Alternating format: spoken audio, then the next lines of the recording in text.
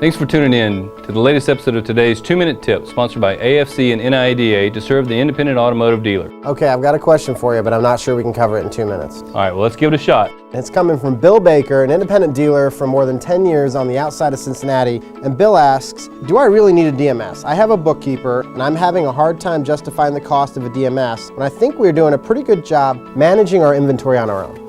Well, Bill, your bookkeeper's not there every day, and if you're lucky enough, you've gotten your business to the point that you have a full-time accountant. That's fantastic.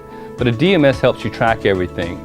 The dealer management system tells you where your cash is, where your inventory is, and how much recon you've put into each unit.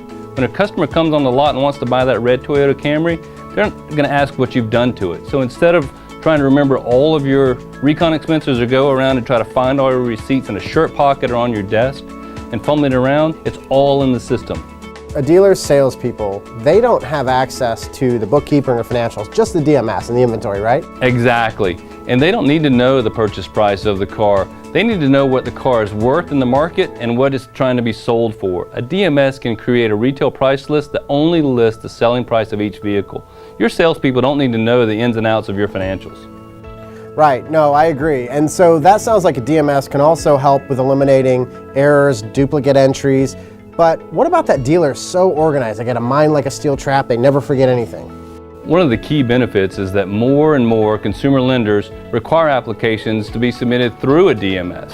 And those consumers expect the paperwork that they receive from that DMS to be very professional. They purchased a car, they want it on a regular contract, not a Word document or an invoice spit out from QuickBooks. Joe, what about the back end and the F&I? What's the integration there with the DMS? You know, really it's about organizing those back-end products that can be the part of the sale. For example, extended service contracts like our sister company PWI, they can increase the profitability of the sale on the backside, but they nearly always require integration into a DMS. All right, so PWI can be integrated into a DMS with their vehicle service contracts. Now, what kind of dealer needs a DMS? I would argue that any dealer that wants to be successful, because it's so difficult to organize, it's really the only way to know where your money is, because let's face it, it's not all in the bank. All right, Joe, I think we're at 2 minutes. You got anything else for me? Just this. Thank you for tuning in, and we'll see you next month for our 2-Minute Tip.